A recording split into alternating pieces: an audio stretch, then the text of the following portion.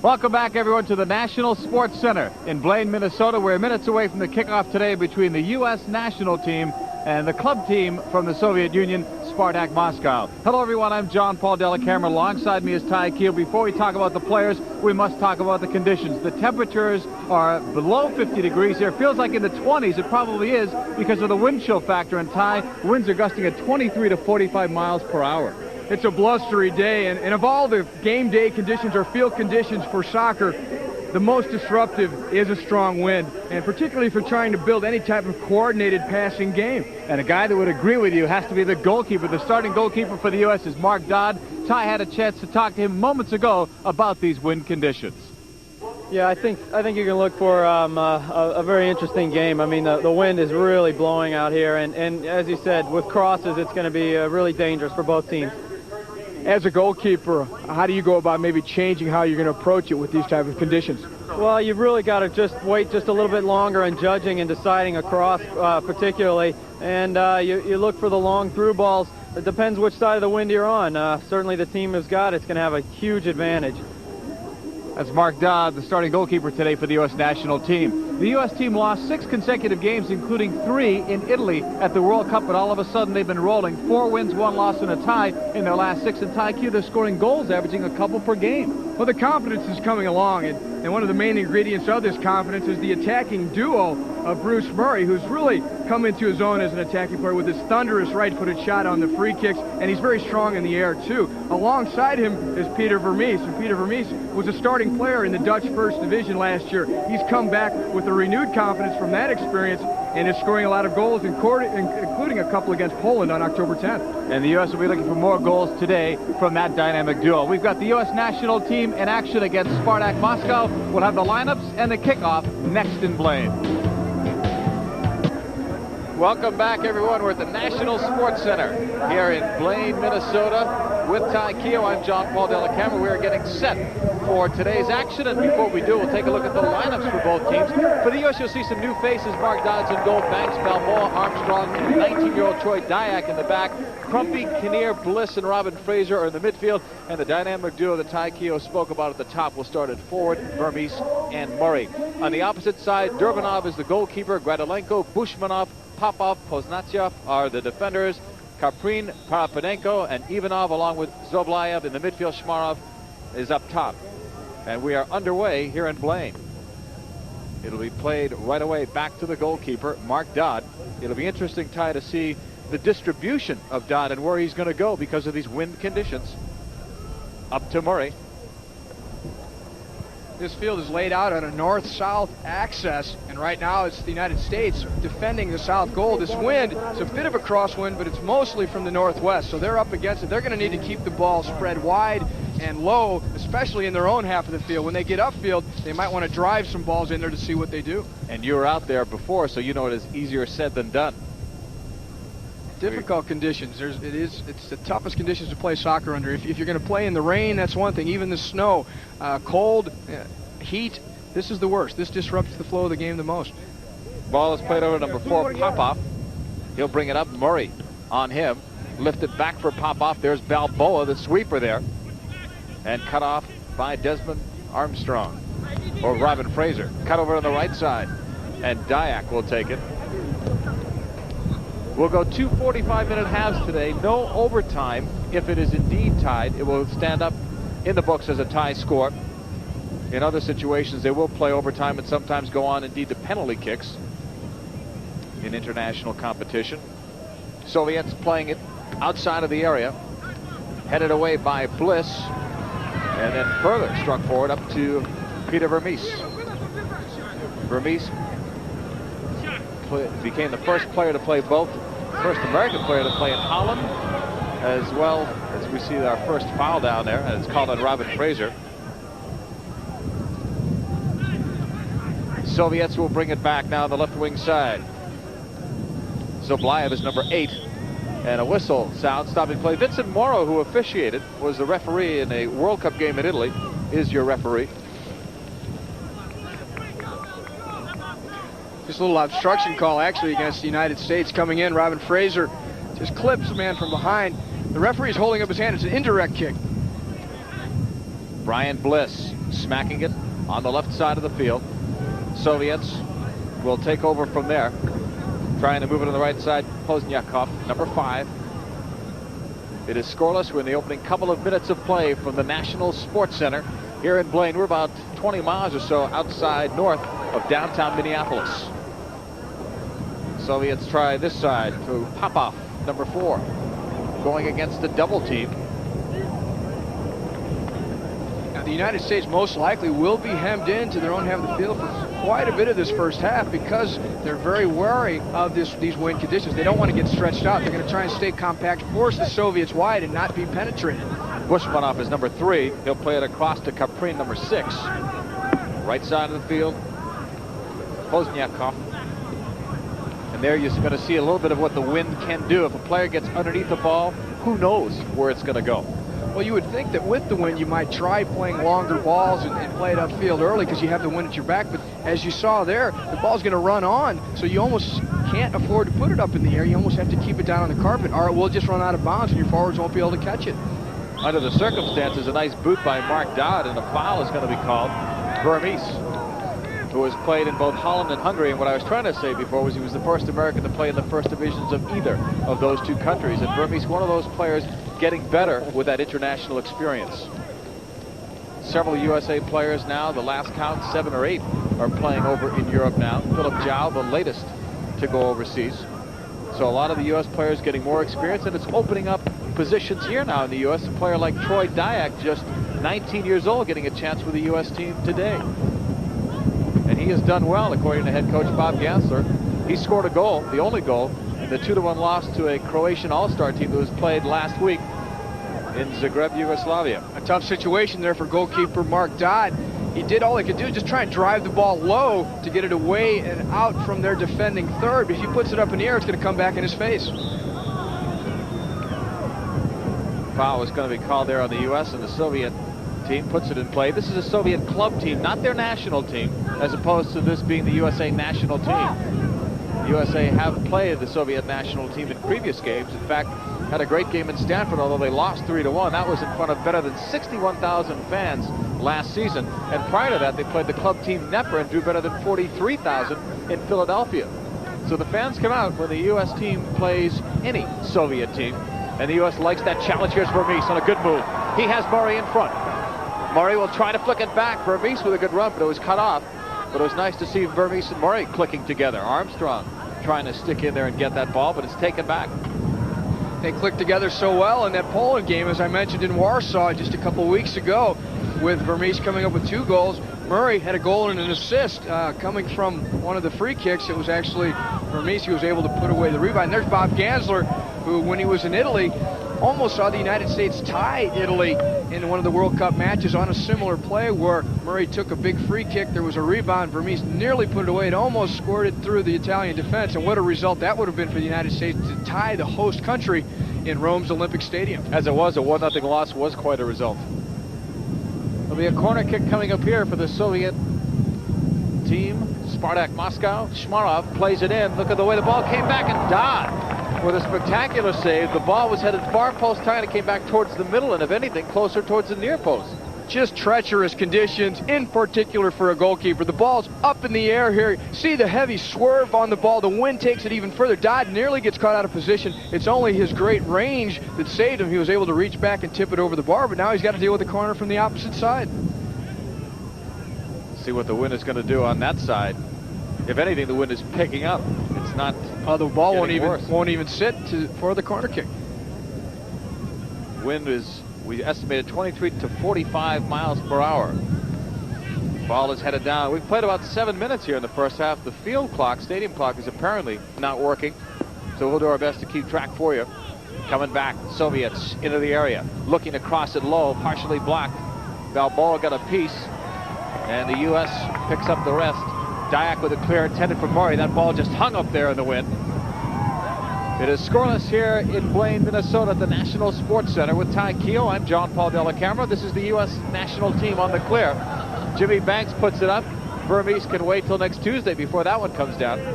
It's really surprising to me that the Soviets, because they're known so much for how well they can strike a ball from outside. If you think back to the '86 World Cup, they scored some of the greatest goals from well outside the penalty area. Here they have this wind behind them. They've not really tested Dodds with a long-range shot. Other than the corner kick, they've not put a ball into his 6-yard area. The United States, on the other hand, if they want to get anything done, they have to be very careful that when they play the ball out, it's either on the ground or it's driven. Once the ball is up in the air more than 5 or 6 feet, the wind gets a hold of it. The U.S. team trying to improve their ball possession time, keep possession of the ball longer, make better chances, work in their counterattack. They scored 3 goals against Poland, all 3 coming on counters. They're seeing other teams putting a lot of pressure on them. A lot of pressure on them, and if the U.S. can react to that and come up with the counterattacks, it can lead to some positive results, as it did against the Polish team. Spartak Moscow were the '89 Soviet champions, and due to that, they are now representing the Soviet Union in the European Champions Cup, I should say, the Champions Cup, which is all the league champions of Europe get together and play. So they're the representative. They had a great result just on Wednesday in Napoli against Diego Maradona and Careca, the great Brazilian star, in Napoli. They tied 0-0 in the first leg of the second round of the European Champions Cup. Big result. The pass intended for Shmarov is cut off. The U.S. will bring it back. Another player getting a good look with this team, Robin Frazar. And now it's intercepted. Back come the Soviets with Zablayev trying to play it in, and it's broken up. Bliss got a piece. Daiyak gets the rest. Daiyak played just 1 year at the University of San Francisco. Came out, signed a 5-year contract with the San Francisco Bay Blackhawks of the American Professional Soccer League. He plays in that Western Conference. His team won the regular season championship this year. Coming back on the left side, they tried to play it through. It was Crumpe looking for Bruce Murray or Vermes up top. Coming back down the left side, Zablayev, number 8 for the Soviets. The Soviet team has a long history, founded in 1922. 12 times they were league champions, have won 9 domestic cups. And as all Soviet teams are, they're skilled, they are always fit, well organized, well disciplined. And you should see some of that today. Here is Vermes coming back. Has Bliss with him. Trying to run it to the inside. He was cut down, and a foul called by Vincent Morrow, the referee from the Massachusetts area. So the U.S. has a good opportunity here. Here's a near breakthrough from the midfield. Vermes turns well, holds off a defender. He looks up now. On his left is Bliss making a run. He plays it forward into Bliss's path, and Bliss makes a nice move to the inside, but then is taken out of the play. An obvious foul, a delay tactic on the part of the Soviets. Now they can get all their defenders back because they were nearly penetrated there. And it's a direct kick coming up. Gone about 10 minutes here in the first half of play. With Ty Keogh, I'm John Paul Della Camera, and on the restart, Murray strikes it hard off the right foot, but an easy bounce and an easy play for the Soviet goalkeeper. But the first real scoring chance for the USA. Played back to the keeper, and it was almost cut off by Vermes. In Soviet soccer, in the early years, the Moscow teams were dominant. But then in the mid-'70s, the Dynamo Kiev, one of the most beautiful soccer-playing teams in all of Europe, had so much success and started to lend more and more of their players to the national team. Now things have swung back a little bit here with Spartak Moscow being the '89 champion. But very recently, the Soviet season runs differently than most European leagues. They just finished up their '90 season because of the bad weather conditions. They finished early here, and it was actually Dynamo Kiev that won it. Look at the bender by Kinneyr, and it is punched out by the goalkeeper Derbunov. U.S. trying to maintain possession. Far side, Murray knocked up by Bальбоа. He was looking for Daiyak, and that one sails wide. Daiyak can get up there with the best of them on the U.S. national team. So a good thought, but the wind is going to make some good thoughts, maybe not such good thoughts after all. Soviets will be putting it back in play with Popov on the throw-in. There is no score. We played better than 10 minutes in the first half here at the National Sports Center in Blaine, Minnesota, on a cold and obviously windy day here in Blaine. If you were here 24 hours ago, you would have thought that this is a different place than yesterday because it was about 70 degrees and not much of a wind factor at all. On the far side, the Soviets will get it back in the interception. Play to Caprin, number 6. Bушmanoff tried to play it through and got a good break. Here's a chip shot, and it was wide, luckily for the USA. But a great chance by Imrekov, number 10, who got past Balboa, and it was he against Mark Dodds, and Mark Dodds is glad he went wide. That is what the United States team has to avoid at all costs. So far, they've played a poised game. They've not allowed themselves to be really a penetrating pass like that one there. He was in the heart of the U.S. defense, was able to turn and worked his way around Balboa and nearly picked out a corner. Coming back are the Soviets. That might give them a little bit of life off a deflection intended for Shmarov, but Mark Dodds is there. You were saying before something about it, when you're passing it on the ground, you're going to have to kick it harder, maybe a more powerful pass, and on that play to Imrekov, it seemed like that's exactly what happened. Coming back, it's Vermes. Broken up again by the Soviets.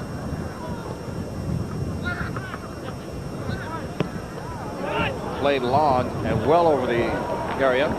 Tended to by Mark Dodds, who has done well for the U.S. national team. He has played in 3 of the last 5 games. He's won 2 and he's tied 1. He's one of those guys that's getting a break because Casey Keller, one of the U.S. goalkeepers, is in college, and Tony Meola is playing overseas. Dodd had an outstanding performance against the MSL All-Stars in the game that was played at the St. Louis Soccer Park. He was really the difference in that game. Played collegiately at Duke. Played forward for Murrey, and that's broken up. Bruce Murray, the all-time leading scorer now for the U.S. national team with 11 goals. Looking for another one, but Bушманов tied him up and drew a foul. Murray drew the foul on Bушманov. An obstruction call will be an indirect free kick for the United States. Just about 26, 27 yards out with a little bit of an angle. But now, I think you can increase everyone's scoring range because of that wind. So kicks that are out even some 35 yards. Well, they're shooting it now. They're shooting against it here. This time. Here's Vermes, and that's blocked, and that one stung. Imagine getting hit with a blast with this kind of cold. Murray. Daiyak almost had to run over a Soviet player. Now it's played right back to Derbanov. We still have a Soviet player down.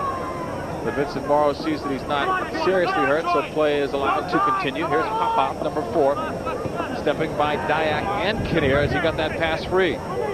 Zoblayev, number 8. Picked up by Kinneyr. Good recovery by Dominic Kinneyr, who also plays along with Daiyak with San Francisco Bay. Zoblayev's touch. He'll get it back. Now, there can be an advantage to playing against the wind, and the United States will try to exploit it. Bob Ganslер mentioned to me before the game that if they can just drive it into the wind, get it behind the backs, the ball will then wait for the attacking players to run onto it, as opposed to what we saw the Soviets a couple times when they've tried a through pass, the ball has just blown itself right out of bounds. Some 30 minutes to go here in the first half of play, unofficial time. And it is scoreless between the U.S. in blue and the Soviet team, Spartak Moscow, in red. Played over on that far side of the field. Soviets advancing. They've had a couple of good chances here. Shmarov is broken up. U.S. quickly to Murray as Vermes tries to get free in front of 2 defenders. Vermes goes to the outside, draws 3 Soviet players. Vermes still with it in the area as he wanted to cross, now brings it back. Vermes hooks it inside, and Bliss just missed with a header, but a good idea. Here comes Daiyak. Great move by Daiyak to cut on the inside, sends it in low, but it's broken up. U.S. did well there with that ball possession. They did well. Vermes in the corner. It's a shame he had to wait as long as he did for support coming from the midfield, because he had an opportunity to play a ball in earlier, but there was no one there. And then when he did serve it, it was just a little bit high. At the top of your screen, you can see we've gone about 16 minutes. It's unofficial as it's drifted in, and Dodd had to be acrobatic. That looked like an easy play at first, but again, there'll be no easy plays today because of the wind. Shot taken from a terrible angle, and you might even dispute whether it was a cross or a shot, but the wind certainly turned it into a shot. Shmarov and Zoblayev trying to get free there, and it's played back to Mark Dodd. Working it up the left wing side for Krumpe. And as Krumpe brings it up, the Soviets now testing Dodd. This was designed as a cross in my mind, and he didn't get around it well enough, and then the wind took it, and that would have gone in. And Dodd, again, he's got good range. He was able to reach back even though the ball was nearly in behind him. Here comes Balboa trying to build up a burst of speed as he approaches midfield. To Murray, right back to Balboa. Balboa settling in here as the U.S. national team sweeper. Play to the back now, and it's Derbanov in goal to Popov. On that last save, a couple things to consider for the goalkeeper. Obviously, the ball changes directions because of the wind, but it'll also jump and dance a little bit. And the other thing is, you better get a lot behind it and knock it away, because if you don't, if you just get a little bit on it, the wind could still carry it on into the goal. Still scoreless here in Blaine, Minnesota. Gone about 18 minutes in the first half of play. Play back to Gradilenko. Dodds showing good range, as I've mentioned, on those saves, but agility and the timing of his jumps and his dives are so important too, and his footwork, especially when the ball is going to change directions as it does. If he doesn't have his footwork down, his range is not going to be able to save him. Murray waits for that one. Vermes after it. Peter Vermes made a nice move, but he's broken up, and the Soviets quickly on the counter.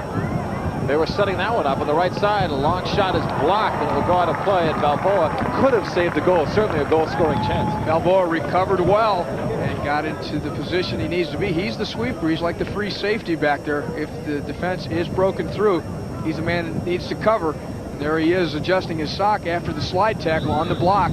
He gave up a corner kick, but it's better than a goal. And on this corner, played up into the air, Bушманов couldn't get it. It was headed away by Murrey. Spartak Moscow taking it back. Here's Popov against Daiak. Daiak forces him outside. Good ball control. Popov with a chance to cross it. Sends it in low, and Kinneyr takes that one away. But a giveaway. Bушманов cutting it back. Long shot from Caprin is broken up. Cleared out of there. Jimmy Bэнks got that. We saw Kinneyr there in trying to drive the ball and not get it up too high into the wind. Actually kept it too low, where it was easily intercepted. No chance for Popov as that one sailed well out of play. And the U.S. team will have Daiak putting it in play. I asked Bob Ganslер before the game if, because of these wind conditions, that he would contemplate any changes in his lineup or how he might play. And he said it's hard to say because they've not really seen enough of this Spartak Moscow team to make those type of adjustments. Well, Spartak makes that mistake to Murray, but it was whistled down. And I think they want to speak to Kinneyr and the Soviet player, number 8, Zoblayev. That's why. Otherwise, he would let the advantage go.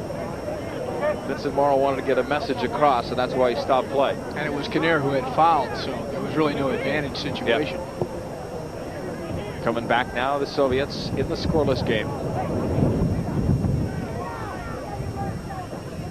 This is Imrikov. He had a great scoring chance earlier, probably the best scoring chance, but he put it wide. It is a beautiful facility, though. Here you look at the field, good dimensions, excellent surface. It's a pretty day now that the sun has come out.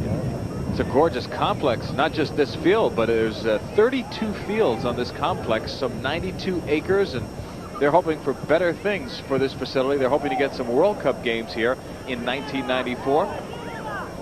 So are about 32 other cities. Bidding is extremely competitive. Everyone putting in a bid, trying to be a World Cup site for 1994. A lot of great and exciting things are happening with professional soccer in this country. An offside called on the Soviets from Spartak Moscow.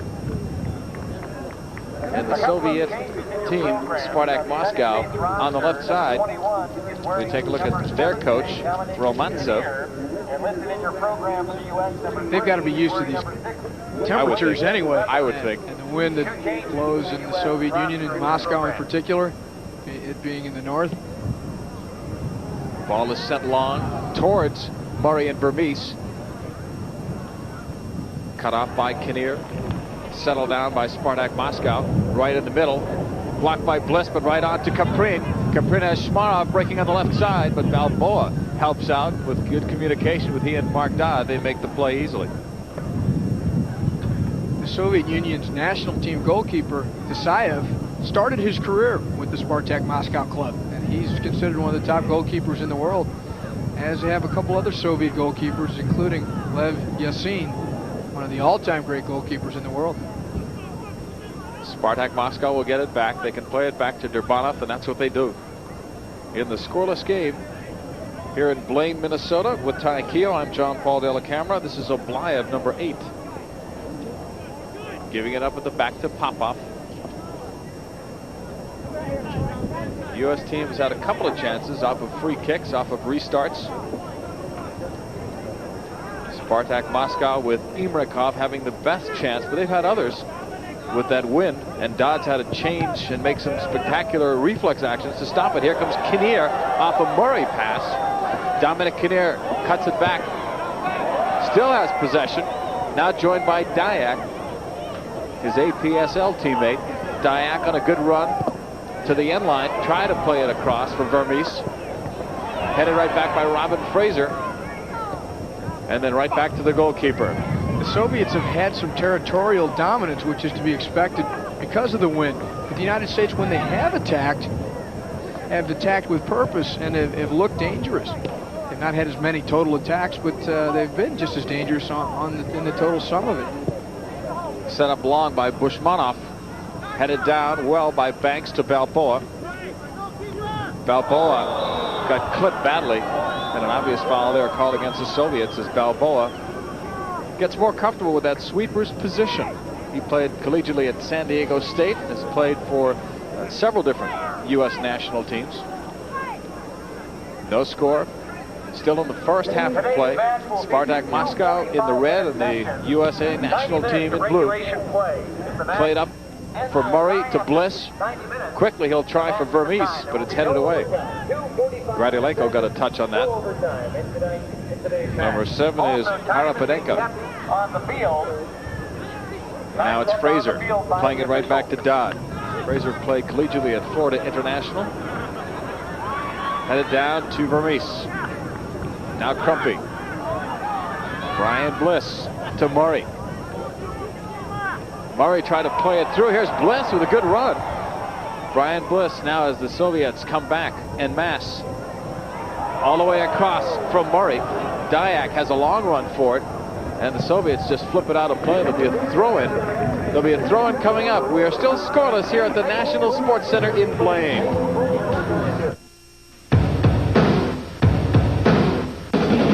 Nothing beats the USA. Nothing beats what we've got here. Nothing beats clean, crisp, cold. Nothing beats the king of beer. Yeah, nothing beats the flag, yeah, nothing beats the flag, yeah, nothing beats the Budweiser. Nothing beats the bird. Welcome back, everyone, to the National Sports Center here in Blaine, Minnesota. With Ty Keogh, I'm John Paul Della Camera. We're glad you could be with us today watching the U.S. national team in this game against Spartak Moscow, 0-0. If you're just joining us, they told us the temperatures were about 49 at kickoff. With the wind chill, it's got to be in the 20s, and the winds are upwards of 23 to 45 miles per hour. And you can tell by the way that ball is moving around there that it's obviously a problem, although the players have adjusted as well as they can. Well, the referee came out about 45 minutes before kickoff to test the conditions. They put a ball on the center spot and see if the ball will stand still there on the ground level, then it's time to play. Coming back now on the right side, Bушманов. Now up the middle, and he's broken up. Taken back by Caprin, and it's headed back by the U.S. You've played in a lot of games, Ty, with both the national team and other teams. Have you played in windier or worse air conditions than this? Played a couple, you remember? A couple college ball games that were as bad as this. And for a midfielder, it's a bit of a nightmare. Your job is to, which is what I normally played, is to distribute the ball and play it to your forwards, and the ball would be blowing around so much you couldn't really get that passing game going. Shmarov from Imrakov. And the Soviets lose it there unless it was deflected. Apparently it was, so there'll be a corner kick coming up here for Spartak Moscow. Harapadenko will be the man putting it in play, number 7. Now Shmarov is going to come over instead. Number 9 to take it. Spartak Moscow has looked very dangerous on these, aided, of course, by that win. And the U.S. bringing back all 11 players to defend on this corner kick. That one started way out, and on the curve, Caprin couldn't get it off the header. Kept in, apparently, on this near sideline by Spartak Moscow. Vermes, though, cutting that off.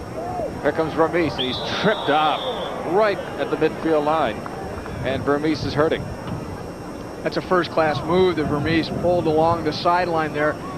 I don't really think he's injured seriously, but he's trying to call attention to the fact that that was a deliberate, cynical foul because the defender was completely beaten. We'll see Vermes. he draws the defender in and suddenly accelerates, and there you see the intent is completely to take Vermes's leg and not even look at the ball. A reminder to prepare yourself for a night of exciting National Hockey League action. We've got Chicago against Boston, a 7 p.m. Eastern start, or Pittsburgh versus New Jersey, also at 7:30 p.m. Eastern on Sports Channel, your home for the National Hockey League. Bальбоа ready to put it in play. The other reason for Vermes to go down, other than a little bit of a breather, is to maybe he can get a yellow card call against the defender, Gradilenko. Murray puts it straight up. Vermes. And now banged out of there by Spartak Moscow. Bальбоa, good fake to draw attention away from the Soviet player and allow that one to go out of play, and the U.S. will have the ball. Troy Dyack on the throw-in to Peter Vermes. Vermes playing with a lot more confidence these days for the U.S. He shields the ball so well. He's not worried if two players are on him. He can keep possession and wait for a player to come and support. He was the 1988 USSF Player of the Year. Coming back, Armstrong of the interception, countering quickly for the U.S. to Murray. Vermes heads for the area. Bruce Murray looking to send it through with a chance off the right foot and off the side of the netting. It goes out of play, but the U.S. looking very aggressive, as you said earlier, when they have the ball. That's a nice thing to see. They've averaged 2 goals a game over the last 6, and this has traditionally been a team that has had trouble scoring goals. Well, Murray dribbling well here. Nice cut here. He gets the defender going the wrong way, cuts it back. Now he's got Vermes number 10 out in front, but he elects to shoot instead because he's hoping that the goalkeeper is also reading perhaps that pass to Vermes. If he catches him leaning out, he might beat him at the near post. So not a bad idea, because sometimes you can do that. That'll work. Desmond Armstrong made a great recovery from a broken leg suffered in indoors to come back for this team. Soviets take it out on the intercept. Into the air went Frazierr. Got some help now from Dyack. Troy Dyack sending it up for Vermes. Chesting it. Now Bliss. Brian Bliss played collegiately at Southern Connecticut State. Left it for Frazierr. And in a run for the corner, that one goes out of play. Ball will belong to Spartak Moscow. The United States playing with Bальбоa as the sweeper, and right in front of him there's the marking backs are Bэнks and Armstrong. The flank players on the right, it's Dyack. On the left, it's Paul Crumpe. Those are the guys that you hope to be able to work up into the attack, although they've not really had that chance because of these wind conditions. Here's Kinneyr off a deflection off Murray and then to Bliss. Bliss was nailed, and the foul is going to be called on Gradilenko. So it's Kinneyr with Vermes over the ball, about 24, 25 yards from goal. Vermes lifting it and it bends. One player missed out. Dyack, a shot, he scores! Troy Dyack, the U.S. leads 1-0.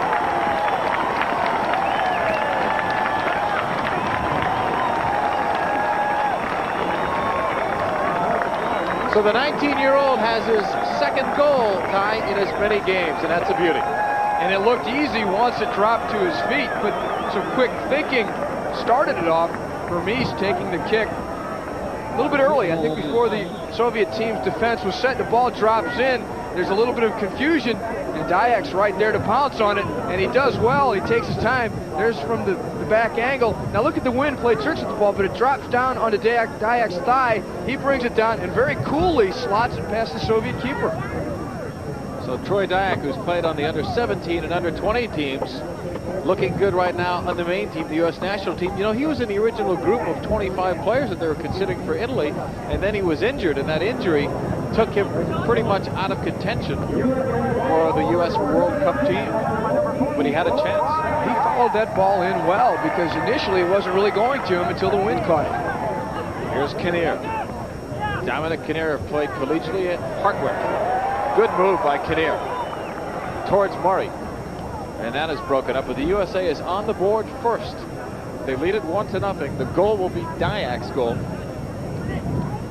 Broken up by Robert Frazierr. The assist should go, of course, to Vermes. He's the one that took the free kick, dropped the ball into the box. The wind played some tricks with it, and Dyack exploited it. Coming back on the left side, Armstrong, shoulder to shoulder. Brings it up for Brian Bliss. Vermes and Murray making runs in front. but it is cut off by Spartak Moscow. Taken back by the Soviet team. Popov. The Soviets very deliberate in their play here. Not taking many chances. And I know the analogy drawn by Bob Ганслер when he talks about Soviet soccer is chess on grass. And they move players around, they work the ball in and then back out and try and switch play. So in some cases, maybe they need to go to more direct route here. And I think you'll see it because now they're down by a goal. Well, the linesman had the flag up indicating the offside. U.S. leading it by the score of 1-0 on a Troy Dyack goal. U.S. has done well here under tough conditions. They've worked hard on the ball possession part of it, and that's been working for them so far today. They've been very aggressive offensively. You can see a little more confidence in the team, but they're playing a more ambitious schedule, and the more experience they get, the more success they get, and they're 4-1-1 in their last 6. The confidence should come. Played up intended for either Kinneier or Vermese. That was tough to tell with the way the wind was going. In the middle, Bушманов, number 3.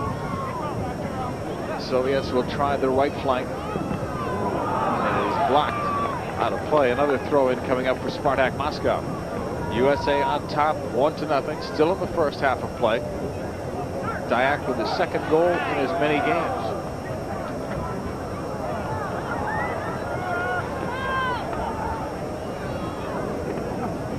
Imrakov will give it up. Zablayev is blocked, and quickly on the counter comes Dyack. Looking on the right side, he tried to spring Murrey. You know, as soon as the U.S. gets it back, they're looking at that counter, and that's another good sign for the U.S. Again, they're attacking with purpose. They have an idea when they do gain possession. Zablayev, number 8, is blocked. And now Dyack will play it back comfortably, if you could say that today, to Mark Dodd. See Murray and Vermese switching off, really playing as the deepest attacker for the United States. We see the goal there. Right now, Troy Dyack did all it took to give the U.S. a lead, 1-0 off that free kick from Peter Vermese. Dodd sends this one up, looking for Dyack. And it goes out of play, but the ball will belong to the U.S. Murray will let the throw-in go to Dyack. And Troy Dyack getting set. He is from Livermore, California. We're looking there at Murray, number 16, trying to get into position. Intended for Vermese, and that's broken up. We're seeing usually 2 players are on Peter Vermese whenever he's near the ball. Coming back the other way, Imrakov. Across to the right side. Soviet team Spartak Moscow down 1-0 thanks to a Dyack goal for the U.S. Some room there for Zablayev, and he bends it wide of Mark Dodd. It's a good thing that the curve went the other way, because I had the feeling that that was going to bend inside and go with the wind. It was a strangely struck ball. It had no spin on it whatsoever. And because of that, the wind didn't really have much of an effect on it. U.S. team putting it to play. There's Bальбоа. Taken over pretty much there for Winnishman, who had been the sweeper and the captain for the U.S. team. Vermese is now the captain, with Winnishman not on the starting lineup. They were trying to move Winnishman's position to left back, move Bальбоa in at sweeper, and Winnishman has struggled a little bit there. Here's Vermese. We're going to look at Bruce Murray the other way up top on our ISO cam to show what he'll have to do to shake off some tight marking. Here's Vermese cutting. And he was looking for Murray. Murray making the run across the top of the box. Murray, one of the main targets for the United States when they're trying to drive balls out into the heart of the Soviet defense. Spartak Moscow playing it wide left. Zablayev will be picked up immediately by Dyack. Vermese, an excellent target player. Sorry, Murray, an excellent target player because of his height. Because he's so strong in the air, he's able to win balls in the air and then collective. Vermese not quite as tall, good in the air, but maybe even better than Murray at holding the ball and taking the pressure then off of the United States defense if they're trying to defend a lead like they are here.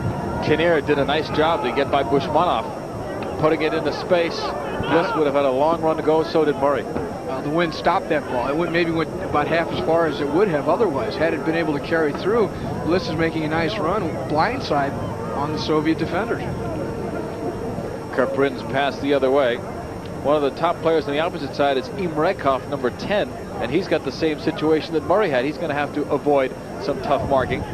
We look at him in the upper portion of your screen as action continues here for the U.S. in blue. Vermese trying to bring it inside as Bэнks goes outside now to Murray. Murray knocking it Here's Bэнks. We're following Murrey for you now up top. Bэнks looking to cross it low. Off a deflection. U.S. still with a chance where that ball is. Here's Kinnear with a good reaction. That's blocked. Frейzer tried to come in, and there was some holding, but they may have a foul before. No, actually, it's an injury. The Soviet player was kicked by his own player as the ball bounced loosely at the top of the arc. Just 22 yards out from the goal. It's Bушманов, number 3, who's down. He took a strong hit on the follow-through from his teammate. We're going to have a look at it. Here it is, the ball coming down out at the top of the box, fighting for it. And you'll see the one Soviet defender go to clear it, and he kicks his own player in the face. And obviously it could be a serious injury, so play was stopped by Benny Morrow, the referee. Just before that, we had a nice shot of Murrey on the ISO where he checked to the ball. He came to the ball, played it back out first time, and then immediately then worked his way to the back post, looking for a ball coming in from the side perhaps. So it's what an attacking player needs to do. He needs to show for the ball and then break in behind the defenders. So the ISO camera gave us a good look at that. Here's a look at the injured Soviet player. He's being taken off. We have a look. The ball drops in, and there's the kick. Right in the face. And that can't feel good, and there's blood all over the place. So Bушманов is coming out towards the sideline. They can either replace him, and then he would be all done for the day, or they could play shorthanded. Right now it is the U.S. with Krumpe playing it in. Chested down. That was dangerous. Right back to the goalkeeper, Derbunov, but it was dangerous at best.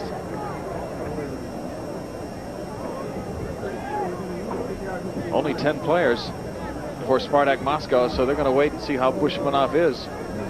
They look like they're taking him, though, to the dressing room. Must be near the end of the first half.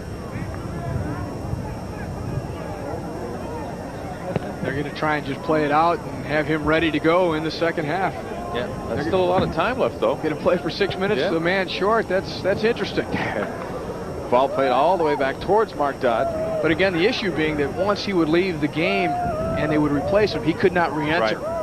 FIFA rules and substitution. Any player that leaves the game and is substituted for, he's done for the day. By playing with just 9 field players or 10 total players, they would be able to reintroduce him into the lineup come second half, because he's not going to play in this half. They're marching him into the locker room. USA with the lead on a Troy Daiyak goal in the 30th minute of play. They'll have Balboa putting it in play. Balboa sending it in long right into the area where it's caught there by the goalkeeper, Derdbunov. Right back over the midfield line. Balboa once, Balboa twice with some help from Bэнks. And now Desmond Armstrong clears it left side to Paul Krumpe, the ex-UCLA standout. Soviets now are getting ready to make a substitution. And we've got a foul over on that far side of the field as another USA player goes down. It is going to be Sekinaев, who is supposed to be one of Spartak Moscow's better players up front, a good goal scorer, but he was not in the starting lineup today, surprisingly.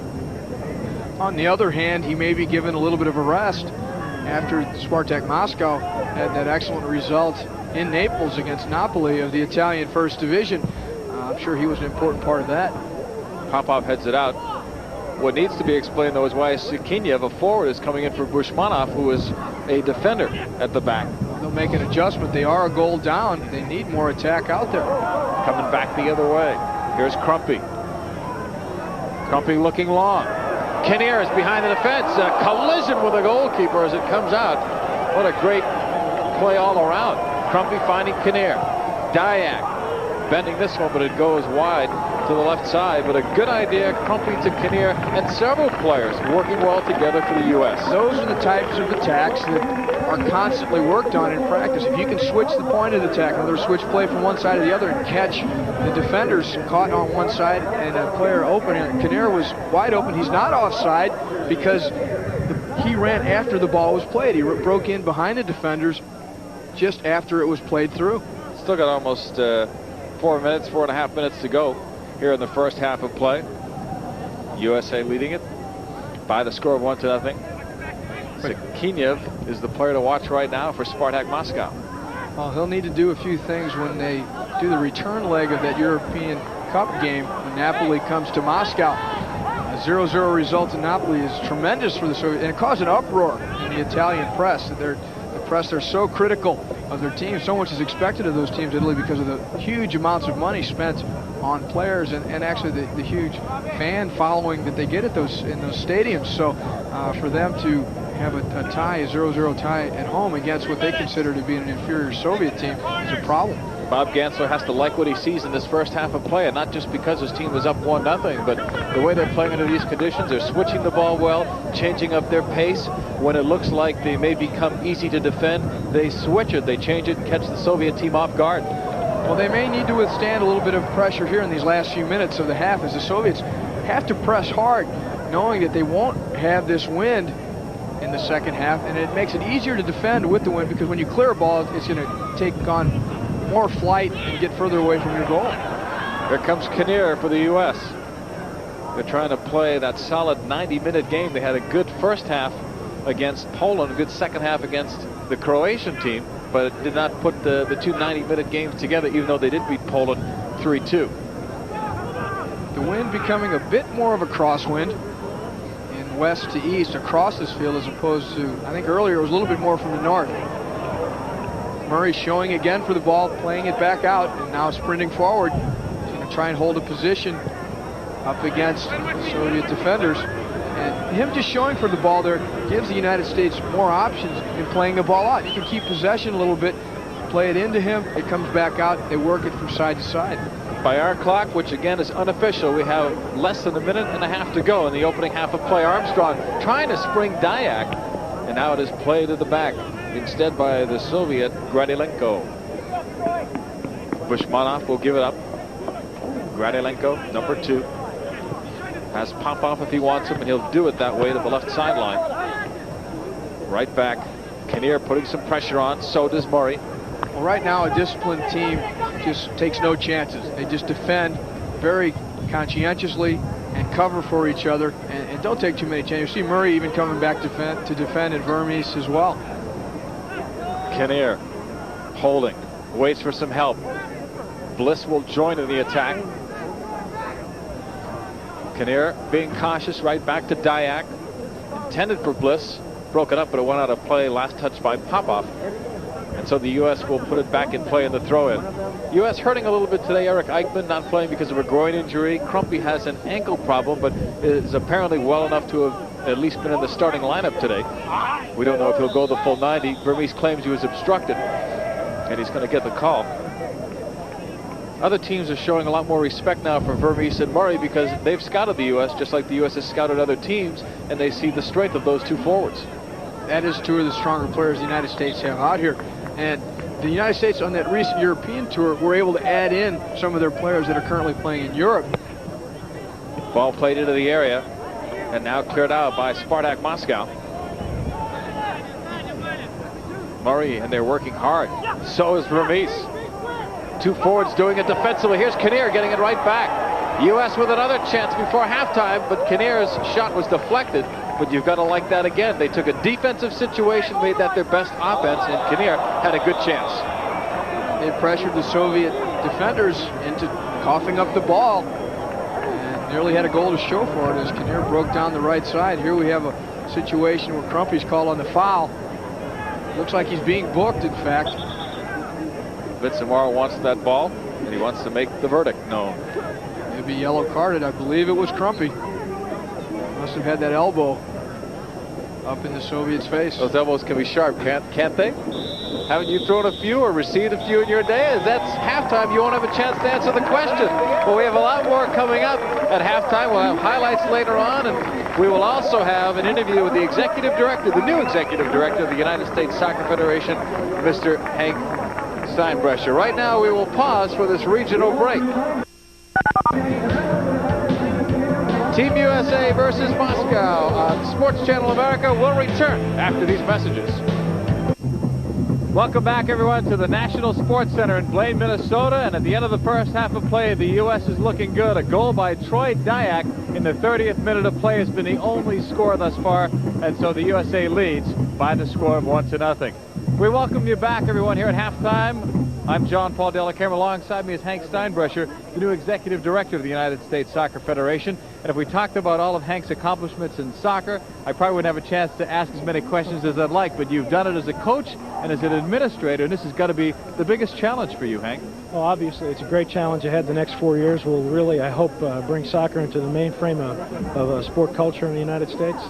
A great opportunity, and really excited to be back in the fold with soccer. You had a great opportunity. You were working with Quaker Oats and with Gatorade, and Gatorade has always been a good national sponsor with professional soccer in this country. What made you leave for this challenge? My passion really is in soccer. It always has been ever since I was a child. And, you know, working on a daily basis with the NFL and the NBA was great and very, very exciting. But here's an opportunity to make a difference. And hopefully that corporate experience will help us catapult into the future. Let's talk about priorities, because when someone takes over a new position, there's obviously a lot to do. How do you prioritize things now? Well, first, I think you set a clear vision and a clear statement as to where you want the Federation to go. And I think it's important we realize that we're a service organization, and we want to create an attitude within the Federation of service and of growth. That certainly is the first step. Getting the national team program, long-range schedules, that's another. Everything we do, however, it has to be predicated on servicing the needs of all of our constituents, and go back to our original charter of service. Short-term and long-term. Long-term's got to be 1994, but I know you're concerned about 1995, because with so much talk in 94, if the World Cup comes here and it disappears and we forget about it, we haven't accomplished as much as we'd like. 1994 is important, but the World Cup will manage people. It's such a big event.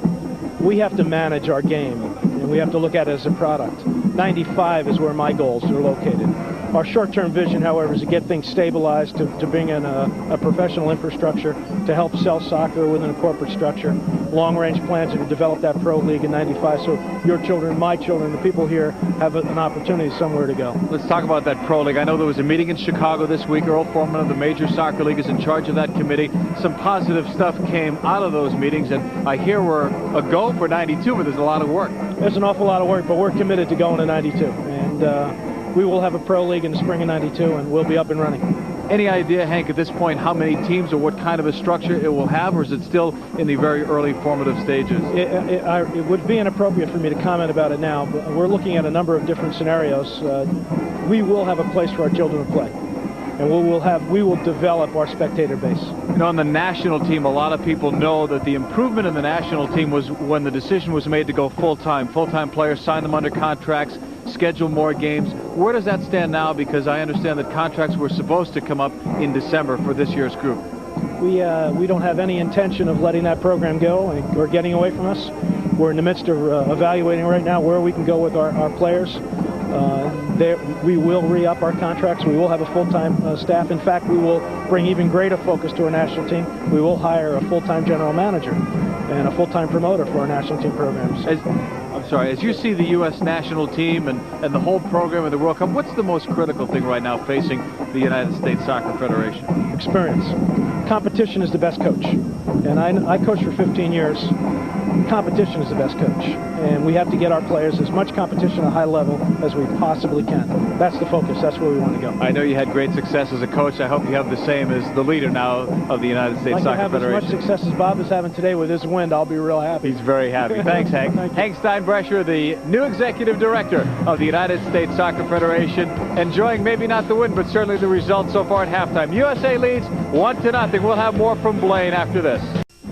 Well, the United States is leading 1-0 over Spartak Moscow here in Blейn. We welcome everyone right back to the National Sports Center in Blейn, Minnesota. We'd like to talk right now at this time about the 1990 Hermann Trophy. It's a trophy that's been around for years. It's going to be announced at a press conference in mid-November, and it's based upon ballots cast by hundreds of college soccer coaches and the media. Now, throughout its 23-year history, the Hermann Trophy has been presented to the top 20 collegiate soccer players, or to the top collegiate soccer player in the country, and this year marks the 3rd anniversary that the award will also be presented to the female soccer players as well. We're going to take a look at the top 10 candidates for the 1990 trophy, and these are the players that they include. And Ty, a lot of very good players on that list, playing for some national teams. Some of these guys have played for the national team before. Jeff Agus, Jeff Biker, Casey Keller, who went to Italy and played as the backup goalkeeper, I should say, with the U.S. team. Aleke Lalas of Rutgers, Kurt Onalfo. University of Virginia has a few players there. Cam Rast from Santa Clara, Mark Santel of St. Louis, Ken Snow, the great goal scorer from Indiana, and Billy Thompson of UCLA. On the other side, we've got Brandy Chastain of Santa Clara. Santa Clara with a strong women's program as well as a men's program. Lisa Cole, Julie Foudy, Mia Hamm, who plays for Anson Dorrance's team at UNC. Linda Hamilton, same team. Holly Helmuth from UMass. Charmaine Hooper, North Carolina State. April Cater of UMass. Christine Lilly, also from University of North Carolina. And then Karen Richter from Central Florida. A lot of gifted players on both sides. And this might be the closest that the Hermann Trophy vote has been this coming year. Again, we're here at halftime, and we're going to talk before this game about the Irish sweepstakes coming up, the Fighting Irish Sweepstakes. Saturday, November 24th, Sports Channel America, the publishers of Clear Body, Clear Mind by L. Ron Hubbard want to send you and a guest to Los Angeles for the Fighting Irish season finale against USC. The trip includes round-trip airfare, tickets to the game, and hotel accommodations. To enter, put your name, address, and a daytime phone number on a postcard and send it to Sports Channel America, Fighting Irish Sweepstakes, and the address on the screen. Entries must be received by Monday, November 12th, and you must be 18 years or older to enter. That's the Fighting Irish Sweepstakes. It is 1-0, the USA leading, and here's how they did it. A free kick, and it's Vermes who takes it quickly, and he floats it into the box. Going up for it is Murrey, I believe. It might have been Crumpe, but it drops down on Dayak's foot, and then he's all the way through the Soviet defenders and is able just to slot the ball home. And I think the key here again is that Vermes took that kick a little bit earlier than it was expected by the Soviet defenders. Taking a look at the stats, we'll see if they tell us anything. The shots on goal show that it was 6-3 for the Soviet team. And that sounds about right, because if you remember early in that first half of play, the Soviet team, Spartak Moscow, did have chances, but the U.S. counted on theirs. The fouls are pretty even. Saves give 3 to Dodd and 1 to Derbunov, the goalkeeper for the Soviet Union, but not a real big discrepancy there. No, but a couple of spectacular saves really by Dodd, as the wind did play tricks with the ball, and he had to reach back and use that range that he does have to keep the ball out of the United States goal. Some of the fans have braved the elements here. We don't know what the attendance is, but this stadium seats some 12,000 for soccer, and it was built for soccer.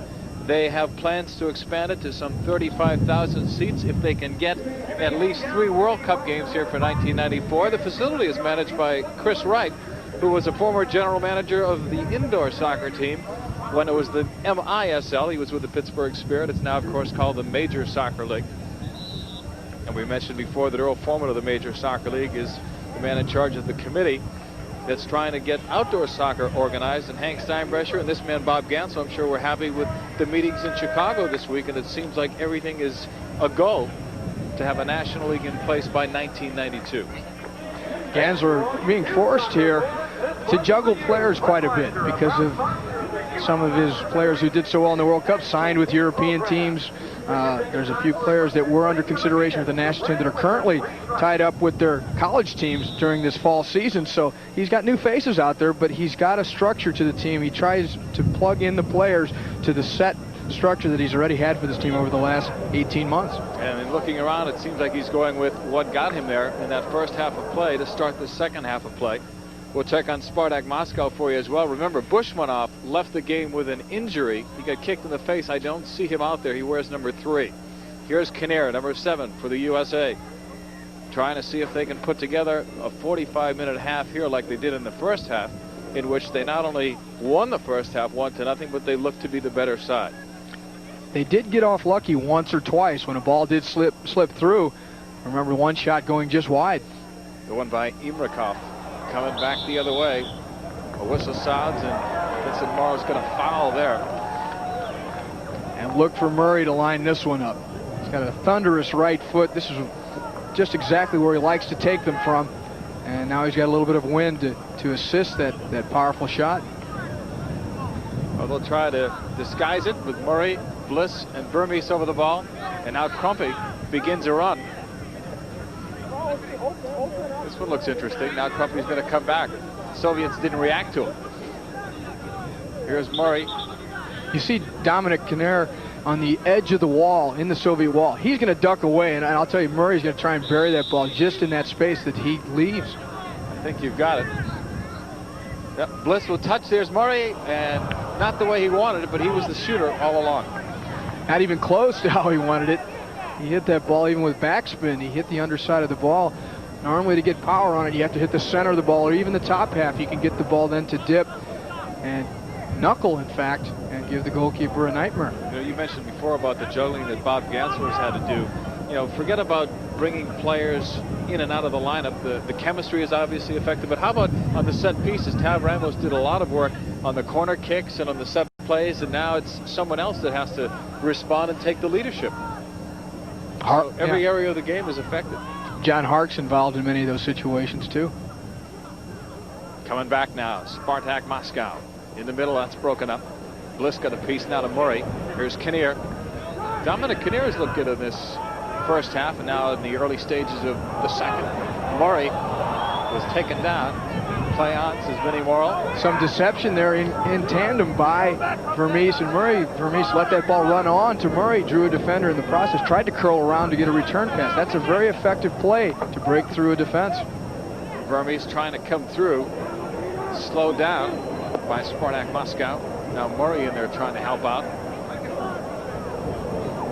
Zoblayev blocked by Robin Fraiser.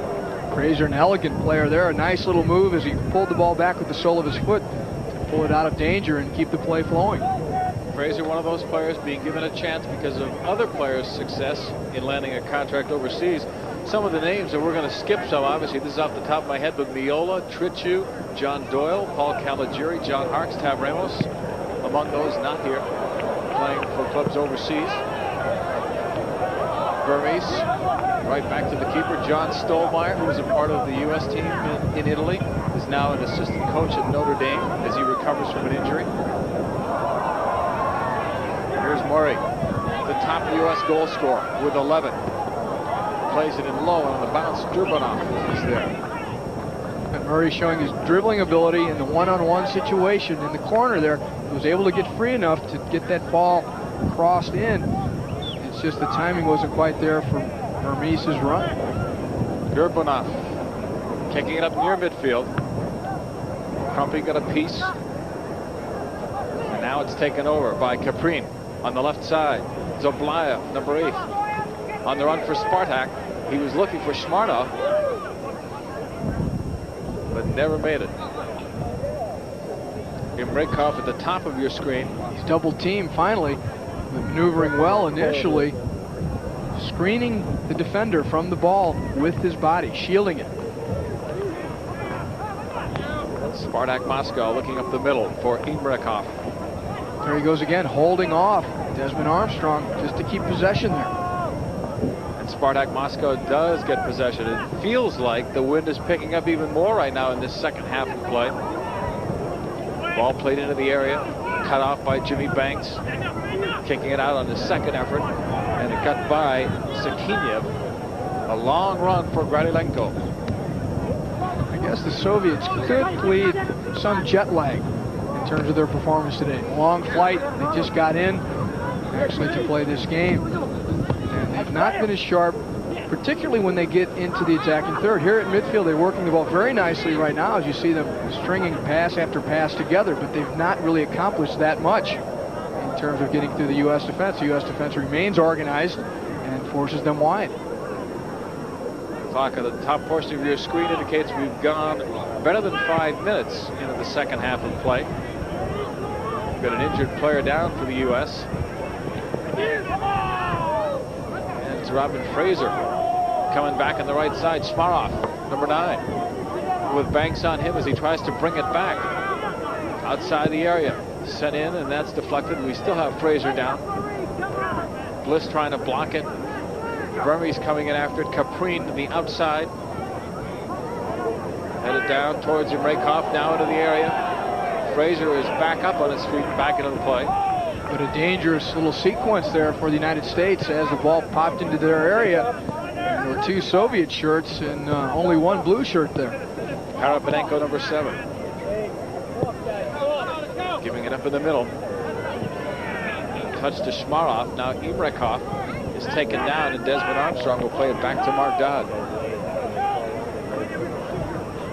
Imrekov just really muscled off the ball by Armstrong. Armstrong took up a good position, made a nice nice defensive play. Soviets tie did make a switch in that second half. I see Valeri Popovich, number 15, out there. Looking to see if Popov still out on the field. He had played in that first half of play, but I haven't seen him here in the second. Here's Kaprin, giving it up on the outside. Spartak Moscow on the attack. They trail 1-0 to the USA on a Troy Dyack goal in the 30th minute of play. Kaprin going forward. A good tackle by Balboa, but Spartak Moscow gets it back. Working it on the outside. That looked like Popov now playing on that outside wing. So apparently he was not the player that went out. But 15, Popovich, is in the lineup, listed as a midfielder. All the way back to Mark Dodds. Now you're going to see Dodds kick more often here in this half. He's got the wind at his back, so he can get much more distance on his punts. Sent long by Dodds. And even longer. What a bounce. As this one sails out of play. 1-0 here. A reminder that the leaders in NASCAR put the pedal to the metal in pursuit of the Grand National Series Championship title. You can catch the exclusive coverage of the Winston Classic from Martinsville Speedway and watch the 1990 Grand National Drivers Series champion cross the finish line. All the action tomorrow at 1 Eastern, 10 a.m. Pacific, live on Sports Channel America. With Ty Keogh, I'm John Paul Della Camera. The USA in blue defending here. They lead it 1-0 as Armstrong heads it upfield. Right side, settled down, Parapadenka. Far side, it is sent right in on a one bounce to Dodds. And Mark Dodds, who is from the Dallas area originally, was a starter for Duke for 3 years, and he was on their '86 championship team. He played this past summer for the Colorado Foxes. Here's Murray trying to turn it inside. Murray did well with that, but then gave it up on the interception. Coming up, and a foul is going to be called on Desmond Armstrong. Armstrong not only does well on the field, but he's an artist by trade, or by hobby more than anything. He has drawn some great sketches based off of pictures of his teammates. They've been very well accepted from the Baltimore, Maryland area. Crumpe couldn't get to that one as that goes out of play. Crumpe was an integral part of this team even qualifying for the Olympics, and then right after that he was injured and missed some of the World Cup qualifying competition. The U.S. was glad to get him back into the lineup because he made such great runs from the back and gave them another dimension. They missed that in a lot of those games where they were having a hard time scoring goals. Plus he's a hard competitor, an enforcer, and you need a few guys like that out there. At the age of 27, again, the oldest player right now in the field for the USA. Another foul call. Murray has drawn his share of fouls, but he's able to dish it back as well. When he's going for the ball, he can be as rough as a man marking him. That's called self-defense. In many instances, you watch some of the great forwards in the world, even going back to Pelé when he was double and triple teamed. He had to know how to take care of himself. Marco van Basten, the great Dutch player playing in the Italian First Division now. They have to be able to preempt fouls. There's Murray coming in, and he's just pushed from behind, but he'd taken up a good position, which forced the defender then to have to foul him. You're speaking of Pelé, you know, he just celebrated his 50th birthday this past week, and you've seen him probably in the last year. We saw him at the World Cup, and he looks great. Many people think he could still step on the field and do some things, and I believe that. He may not be able to go for 90 minutes, but you could probably throw him in just about any game at any level, and for a good 15 or 20 minutes, I'm sure he could work a lot of his magic. You wouldn't mind having him start your free kicks, right, every once in a while? Coming back the other way, Sekinaев was broken up. Here's Kinneyr. Back to Bliss. Again, it's getting even windier here in Blai'n. And they told us before that the winds were going 23 to 45 an hour as Kinneyr has called for the foul. A reminder that this copyrighted telecast is presented by the authority of Sports Channel America and is intended for the private, non-commercial use of our audience. Any publication, reproduction, retransmission, or other use of the pictures, descriptions, and accounts of this game without the express written consent of Sports Channel America is prohibited. Free kick coming up here now in a dangerous spot as far as the U.S. is concerned. Spartak Moscow. With with Schmarov ready to put it in play. The wind seems to have shifted from north-south to east-west as well as pick up some speed. Schmarov against that two-man wall, sends it in low, kicks straight up. Anybody's ball. Now Bliss will head it out of danger. Murray on the chase. He and Popov side by side. Gradilenko sending it in long over the shoulder with Balboa's there, and he got crunched as soon as he won that ball in the air. Murray held it well for Bliss. Now it's a Crump. All the way on that far side. Good reversal for Crumpe to find Daiak all alone. That's Dayak's first touch, I think, of the ball this second half. He being the goal scorer. 30th minute of play, and look at what he does with this next touch, but he's just broken up. The more you watch Daiak, and I'll tell you, he's a very confident player right now. Nothing like scoring a goal in the last 2 games. It doesn't help boost you. Fraizer doing the same. On a bender, just wide, and you can see what the wind did to that. That one looks far post all the way.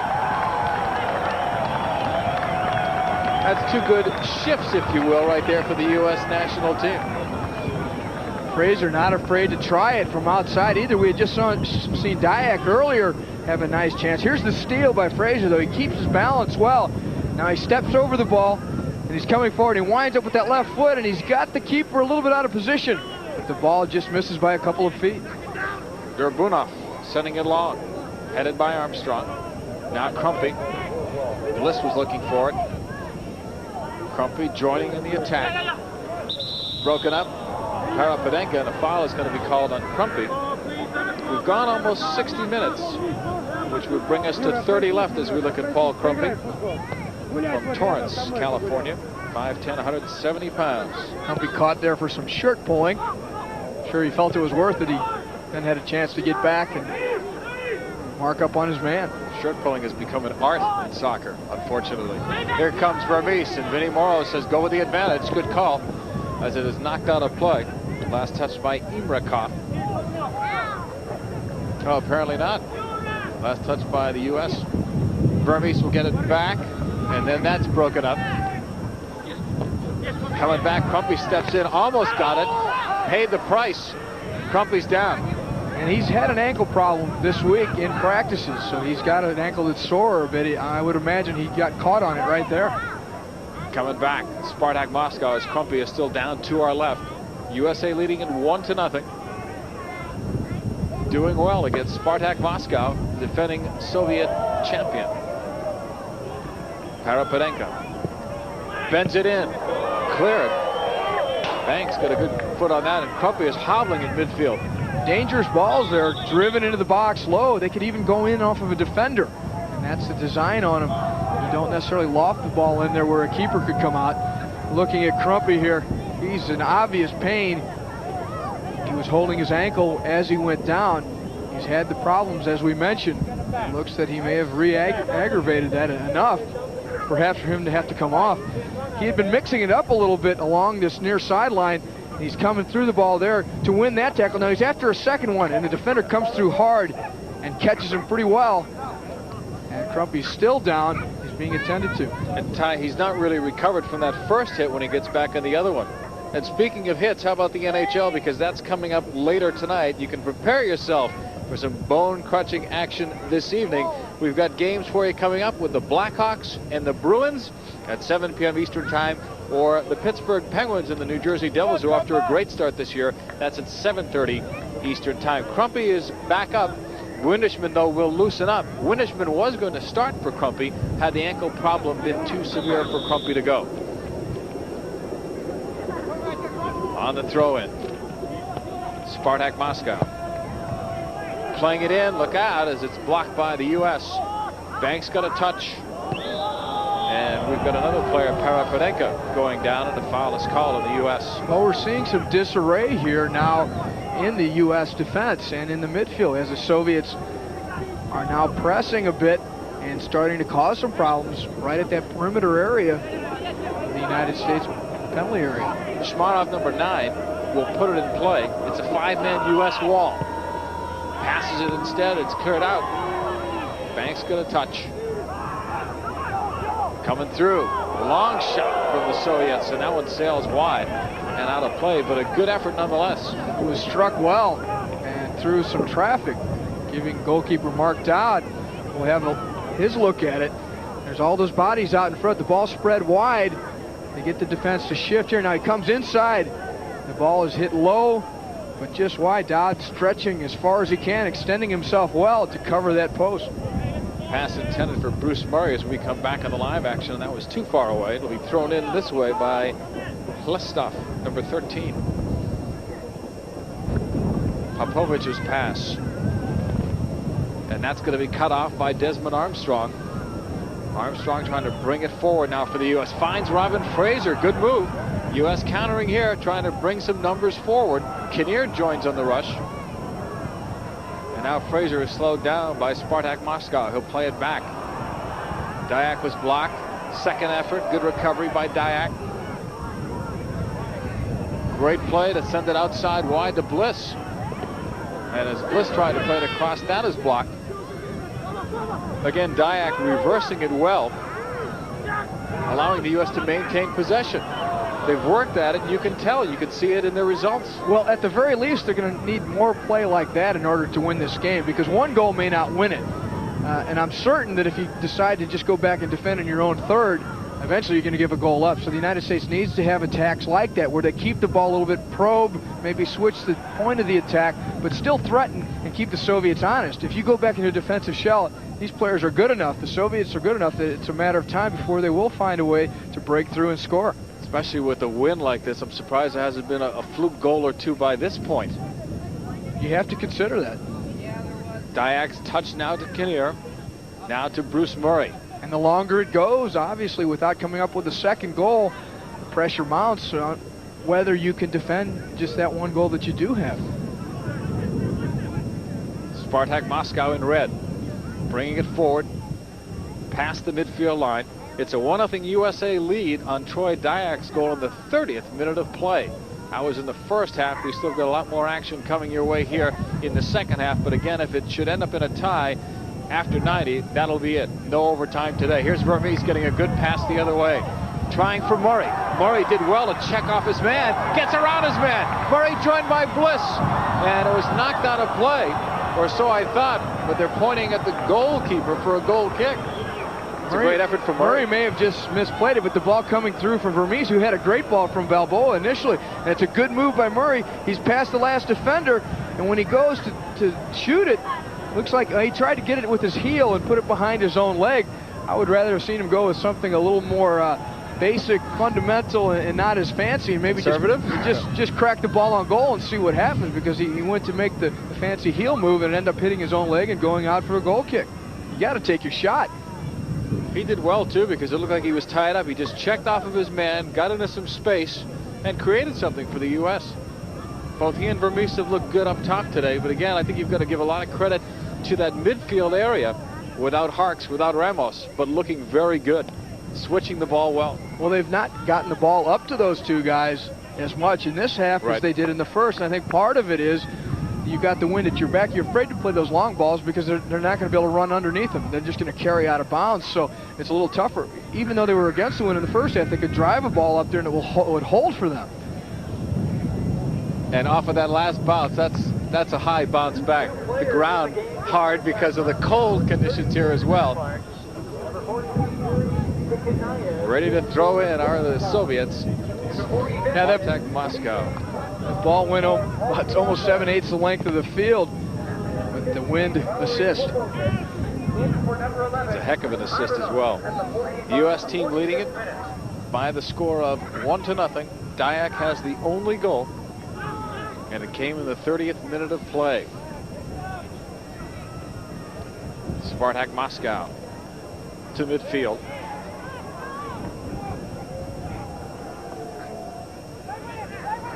Not able to string those passes together. Blocked.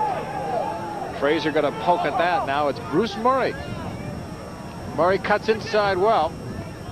Armstrong was looking for it, but it was knocked out of play. Last touch by Gradilenko.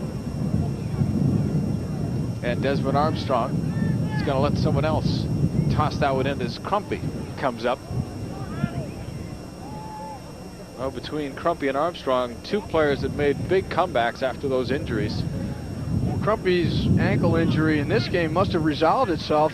Windishman has sat back down now on the bench. He had been warming up, perhaps to replace Crumpe. Look at that. I don't know if we want to see that in a replay. The wind blew it right out of his hands, I guess.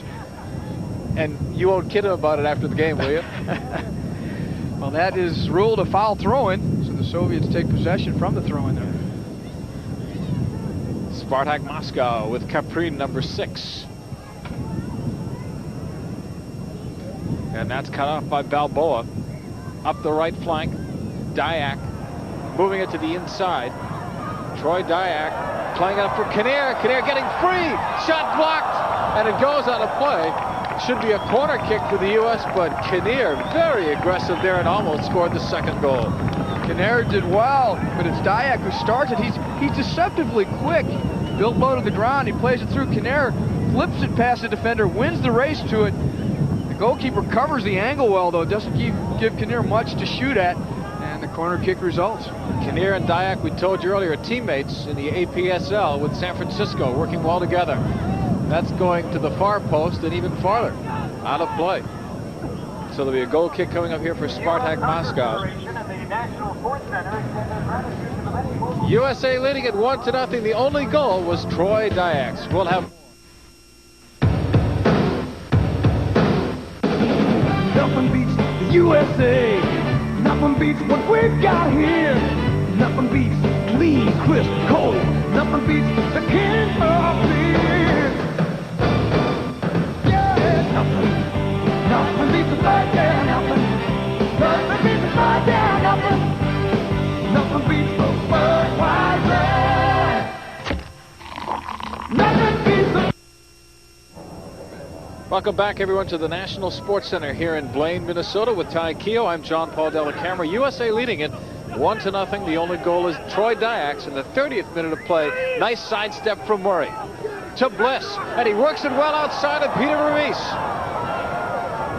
Vermes tried to sidestep a Spartak Moscow player, right idea, but then it went out of play, and it belongs to Spartak Moscow. But we saw 3 good things there on that play. And 3 players who've been an important part of a coordinated attack for the United States today. When you talk about well thought out attacks by the United States, it's been Vermes and Murray and Bliss. Of course, Daiak has the goal and has caused some problems, and Kinneyr's had a nice game, but these are the guys that really have made it happen and gotten the Soviet defense backpedaling and started to open up things for the other players.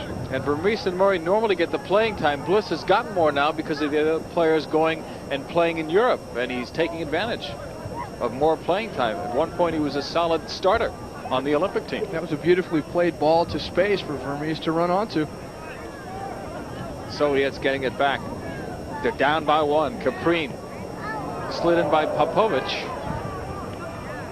Harapadenka looking to bring it inside, but Popovich was held outside by Robin Frazar, who wouldn't let him break into the middle. Mark Dodd tells everyone to just advance. Remember what he did last time when he put the ball up. I may have to look out in the parking lot at the other end. Here's Dodd, the ex-Duke goalkeeper. Looking long, and how about that one, Murray? Murray muscling into the position there to win that. Kinneyr was fouled. In a game like this where these players have the rhythm, unless somebody is really overly tired, it'd be tough to bring a guy in cold, and I mean that in 2 ways, off the bench. Rather go with what you have. In the 70th minute of play right now of a 90-minute game between the U.S. national team and Spartak Moscow, one of the good Soviet club teams. Here's Balboa, a long one, and that bounced and seemed to pick up speed as it hit the hard turf. Here's the goal scorer, Daiak, who has now scored in 2 straight games for the United States. You know, the good thing about these players and some of the other players that are playing in Europe, if indeed that is where our World Cup team will come from in '94, all these guys are very young. A guy like Daiak is 19, so put 4 more years on him, and he's still in his early 20s, and that's the same with a lot of these players. So by '94, Ty, it'll still be a young team, but because the U.S. automatically qualifies as the host country, they can work on getting a more settled lineup, not have to worry about qualifying as much. Out of play, that one goes, and the Soviets will put it in play. And foul, Jimmy Bэнks, who helped that one out. Well, the U.S. team today has to count itself lucky that they're not trying to defend this lead in the later stages of the second half against the wind. They may then have been hemmed into their own zone. What they've been able to do is get the ball out with the big kicks by Dodd and by other devices, but when they've come forward, they've continued to make credible attacks. In other words, keep the Soviets honest so the Soviets can't push too many players forward and start to force the pressure into the U.S. zone. And the U.S. does not want to go into a defensive shell. It's working for them here. Kinneyr and company, and that one sails over everyone. Derdbunov, the goalkeeper for Spartak Moscow. USA leading it 1-0. There's Kinneyr, number 7. Told you at the top that the U.S. has had some injury problems, although Krumpe, despite an ankle problem, has done well here. Eichmann, unable to perform for the U.S. He's been bothered by a groin injury suffered in a previous game. Here's Popov putting it in. Bушmanov was going after Dodd, was coming way up, but Armstrong helped him out. Off the flick, there's Daiak. Gets away from the push, right back to Armstrong. Now we're going to see the Soviets, if they've got enough left, start to raise it here. And the game's going to become more physical. They're going to try, they've tried certain approaches already to turn this around. When all else fails, you need to start kicking some people. Here's Murrey on the 7th pass off a deflection. Derdbunov was there, but by my count, had that 7 passes they strung together from their own end of the field, and then they get off a quality shot, which very easily could have been a goal. Here's Vermes with a chance to make it here. Getting some help from Krumpe as Vermes was taken down. Tell you, if Bob Ganslер could see more of that, 7 passes strung together, and then the quality shot, would be a very entertaining side to watch. They worked the ball well down this left flank, and as is common in the later stages of any soccer game, 90 minutes, a lot of time to run. This is a big field. There's more and more space that opens up as the game goes along, and the U.S. taking full advantage of that. We're able to work the ball, as we're going to see here. They knock the ball back. Now Murrey has time now to look forward. Look at the space that's there for him to work with. He gets the ball laid back into his path, and he hammers it. It's partially deflected. Keeper going the wrong way, barely reaches back in time. Back in the live action. Crowd wanted a foul call against the Soviets as Murrey was taken down. It's right back to Derdbunov. He'll toss out on the left side, and Spartak Moscow going against the wind and against the 1-0 deficit, because the USA has that lead. They've had it since the 30th minute of the first half of play on Dayak's score. And that's been it, although there have been chances for both sides. One of the things that I've been impressed with the U.S. team today is that in terms of the physical aspect of the game, in terms of who plays hard and who can play strong, and the Soviets are known for that. They're such highly trained athletes. The United States has stood right up to them, and Murray's had his way with most of the defenders just going past them at will. Have approximately 15 minutes left here in the second half of play. USA leading it 1-0. It's blocked. Soviets with a chance in the area, and it was just shot wide of Dodd and not by all that much. But there, Spartak Moscow shows how it can go the other way, and all of a sudden one chance. Well, a more convincing attack here than we've seen by the Soviets. The ball played across, it's touched once, and an early first-time shot driven low. I don't think that Dodd would have gotten there in time had it been on goal. Luckily, it just went inches wide. A long run for Vermes as this one sails out of play. The wind again picks up here. Soviets will make a substitution. Sekinaев is going to come out. He didn't play much today. He came in as a sub at the end of the first half. He's going to go out, and Andrei Ivanov will come in to replace him. But is Ivanov? Not anymore. I'll let you get not out anymore. Of that. It's not, yeah, right? That's right. They're playing with the new rule. As of July. New offside rule. But if you notice, coming on number 12, Ivanov, he looks to be at least about 6'3", 6'4". And when you're down by a goal, one of the things you do resort to is, especially on set pieces, hang some high balls up into the box and see what happens if you've got a target like him. He's a tower. You see him coming in. He's on the ball now. Look how tall he is. And he's got some foot skills. I like that line you used. I think I was just too cold to react to it. Here's Ivanov. Well played to Bушmanov. Dodd came out. He touched it outside the area. That was close for Mark Dodd and company. If Schmarf had a better chance to get to that, he might have been able to get it by him. So a free kick from outside the area, direct. I'm a bit surprised that Dodd doesn't collect a yellow card for that, because it was not accidental. He had his hands up and was ready to cover the ball rather than have it looped over his head. You appear to have gotten the benefit of the doubt. It's not that far away from the area. I thought it actually happened a little bit further out, to tell you the truth, but maybe it was just his momentum that made it appear so. The wall of 6 against Schmarov. Bends it, long gone. Into the mezzanine. Schmarov would have loved to have had something better than that, to at least force the goalkeeper to make a save and keep that ball in play. That one almost reached escape velocity and is still going up. Really disappointment in terms of for both teams in their set piece. Murray had one earlier with the wind at his back that he didn't do well with at all, although the one goal we've seen today did result from a free kick, which was not a shot. It was just a ball that was chipped into the box. Ball played long, misplayed there by Spartak Moscow. They'll get another chance. Missing it was Ivanov. High kick that time by Spartak Moscow. Play continues as Bliss was bumped. Brian Bliss will leave it off now for Paul Crumpe to take the next throw-in. Crumpe on the roster of Real Santa Barbara in the APSL's Western Conference. The turn from Vermes, and he was broken up. Taken down by some rough play on the part of the Spartak Moscow defender. Got to give a lot of credit to those people that braved the elements today, Ty. I don't know what the walk-up was today, but you'd figure that the walk-up would be affected because of the weather conditions. And then I would imagine even some people that already had paid for tickets might have said, no, I don't want to sit out in it. But it's been a good audience here in Blaine, Minnesota. Here's Murray. Putting it through well to Vermes. And as he tried, I thought, to play it back to Murray, it was closer to the goalkeeper. Again, they're looking for each other, though, and they're able to work combinations, even in tight spaces, because when you get near the opponent's goal, obviously there's less space to work with. Yeah, the way Vermes and Murray are working, it reminds me, this ball almost landed up by our press area.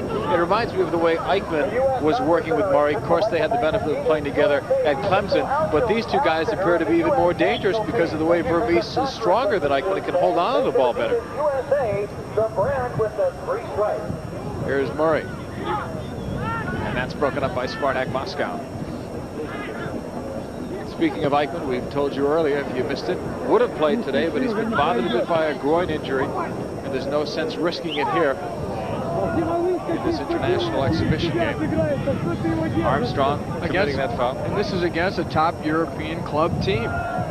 This is not the Soviet Union's national team. This is not their country's all-star team, but it's one of their better club teams. In fact, the club team that won the domestic championship, they won the Soviet League in '89 and are now representing the Soviet Union in the European Champions Cup.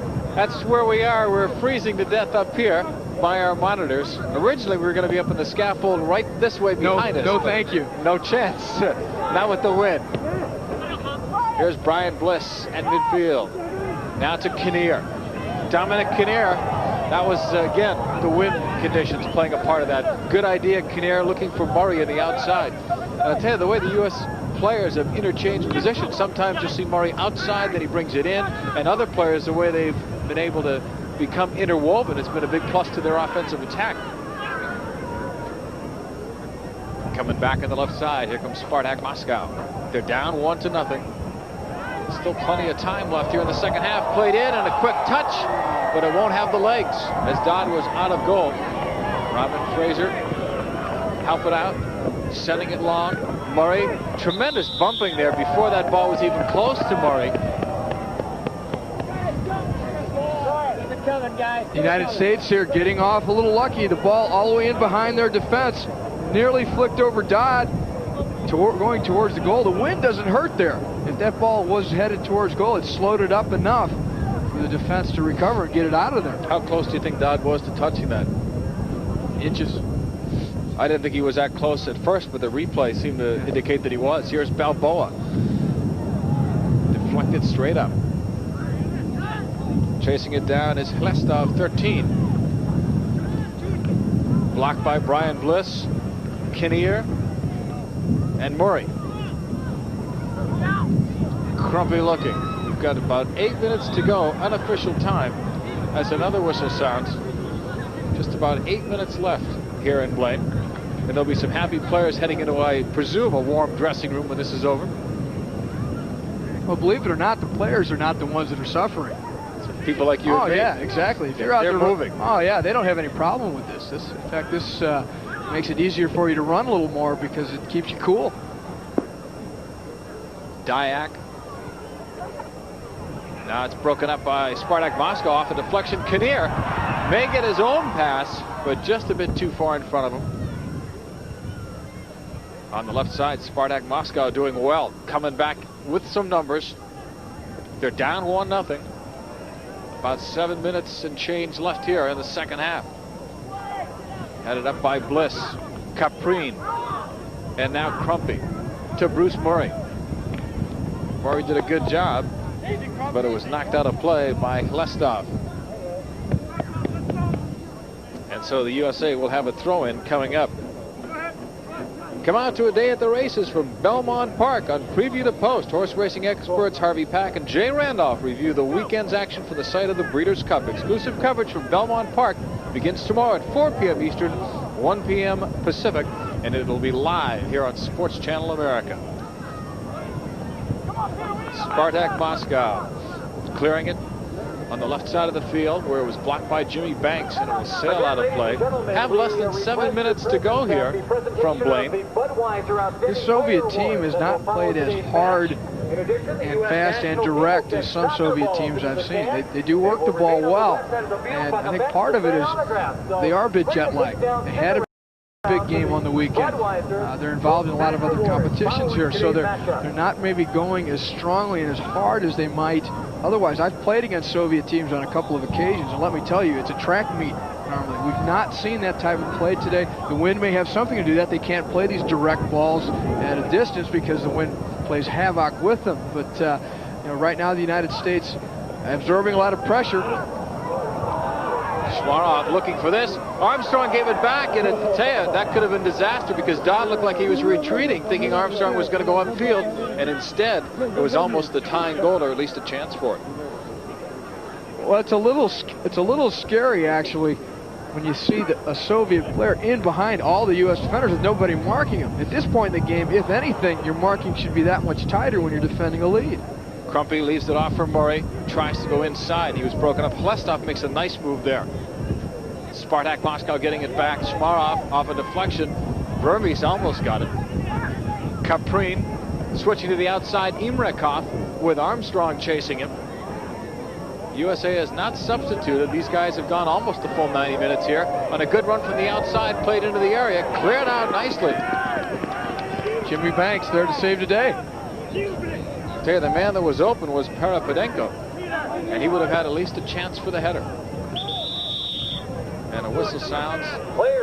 Got another foul called. For Spartak Moscow at the 30. Bob Ganslер shouting instructions to his U.S. team. Well, I think he's concerned about what I just mentioned, that there are some Soviet players that are moving about with no one really tracking them. Too much freedom at this stage. Right next to Bob Ganslер, Bobby Howe, one of the assistant coaches now, or assistant coach on this particular trip. Bobby coaches the under-20 team. Dominic Kinneyr right in front of the USA bench now with some help from Crumpe. Crumpe literally tying up his man as this one goes out of play. Tell you, one of the things too, I think one of the reasons why the Soviets have not been as successful today, the U.S. has taken a lot of the play to them, especially in the first half. And if you're suffering from the problems, especially the problems you said before with the jet lag, etc., that makes it even harder. You're not expecting maybe as good competition, and instead the U.S. team is up there fighting as hard, if not harder than you, and getting the better of the results. And a card, I would think, to Peter Vermes. Now, he could not have gotten that first yellow card. Remember we were talking earlier? Yeah, we thought he'd be gone. So someone else must have gone it. We never clarified that, but no, that was Crumpe. Crumpe, was it? Yeah. That's right, it was Crumpe. Vermes, though, that time getting it. He's been whacked quite a bit today, and he probably said something to Vinnie Morrow about that. A little bit of verbiage. was not the kind of language that the referee wanted to hear, so it's a yellow card. Spartak Moscow needs one to tie it. Coming back on the left side. Good run. Nice acceleration there down the left flank. Especially at this stage of the game. Daiyak on the recovery run. Played in, and it's headed out by Armstrong. Up towards Peter Vermees. He's taken down, and he's looking back again. Well, he bumped early, and he's looking for something that probably was not there. Here's Crumpe to Kinneyr. It's not a bad try, though, by Vermees. He made it look pretty convincing. Vinnie Morrow's seen those type of tactics before, so he didn't buy it. Played back, and now the U.S. will look towards that ball possession. Great idea on the reversal to Brian Bliss, and again, it's Daiyak making the play. Reminding me of Miola. Playing beyond his years was the phrase that they used on Tony Miola. And this one is cleared out of play. USA with a lead of 1-0. They defeated the club team Kiev in Philadelphia. Or Dnepr, I'm sorry, not Kiev, Dnepr in Philadelphia, and then lost to the national team 3-1. The score in Philadelphia, as I recall, was a 1-0 game for the U.S. And this would be another victory against another good club team if they can hang on here. And of course, when it's Soviet opposition, it always brings out a little bit more in terms of the rivalry. Kinneyr almost got to that one as he tried to break through. Popovich, number 15.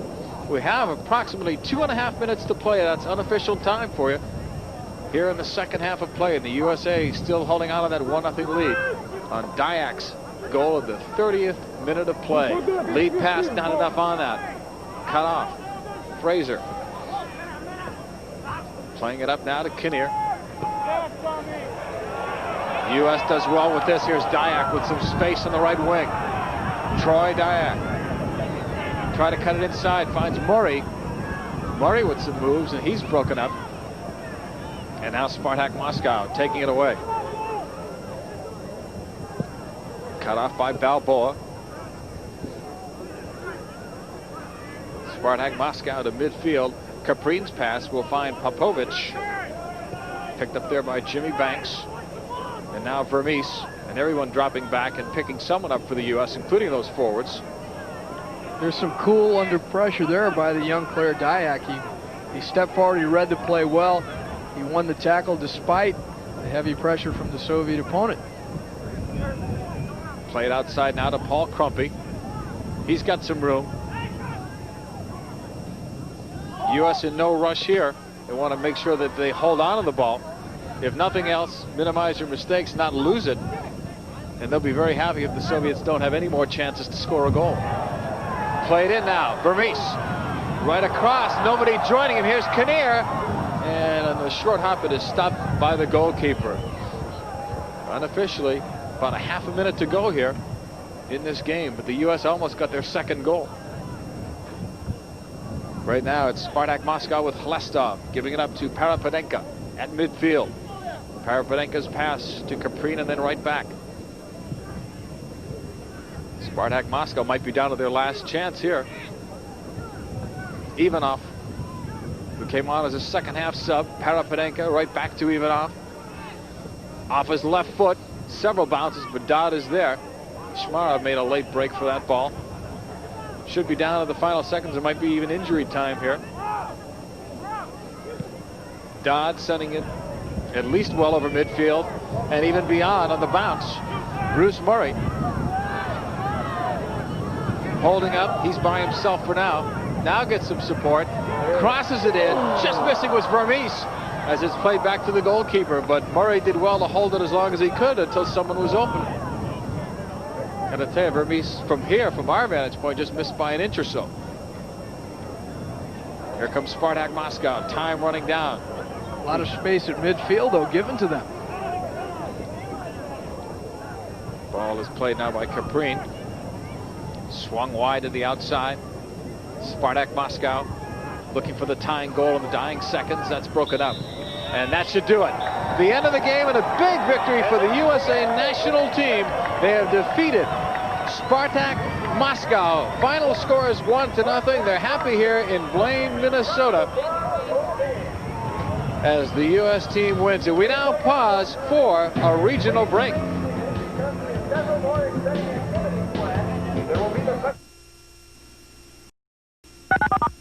the course of the most popular team in college football, Notre Dame football, on the Sports Channel America Network. There's only one place where you can see wall-to-wall coverage of the most celebrated team in the history of college football as they take aim on a national title, Notre Dame football. The Irish battle pit, 10 a.m. Eastern on Sports Channel America, Sunday. NBC's Greatest Fights Ever can now be yours on home video cassette. Clay Liston, the improbable upset. Ali Foreman, the rumble in the jungle. Ali Frazier, the thriller in Manila. And NBC's compelling Greatest Rounds Ever.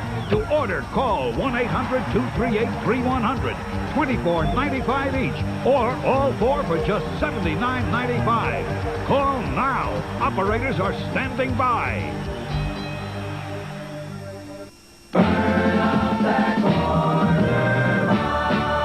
Jan and Dean singing one of 40 great hits in Sessions' new album, Hot Rod Classics. It's late, we gotta get on home. It's late, we've been gone too long. There she was, just walking down the street singing Hot Rod Classics, a new album containing 40 great car radio favorites by the original artists. Riding along in my automobile, little GTO. Beach baby, give me a hand. Hot Rod Classics is great for beach parties or just weekend cruising. 4 records or 2 cassette tapes, only $19.95. 2 compact discs, just $24.95. Here's how to order. Call toll-free 1-800-238-3100. That's 1-800-238-3100. Call now, 1-800-238-3100. Or send check or money order to the address on your screen. Watch some of the best soccer players compete in one of the oldest soccer leagues in the world. Direct from Great Britain, it's English League Soccer. Rugged and exciting action every week. See it exclusively on the Sports Channel America Network. Hello? Welcome back, everyone. It's a 1-0 final. U.S. did well to get a victory today, tie against Spartak Moscow. A convincing win against a top European club that's participating right now in the European Champions Cup. And some good organized play by the United States. A goal from one of their youngest players, Troy Dyack, was the difference. Once again, your final score, the USA 1, Spartak Moscow 0. Tonight, there's exciting National Hockey League action on tap.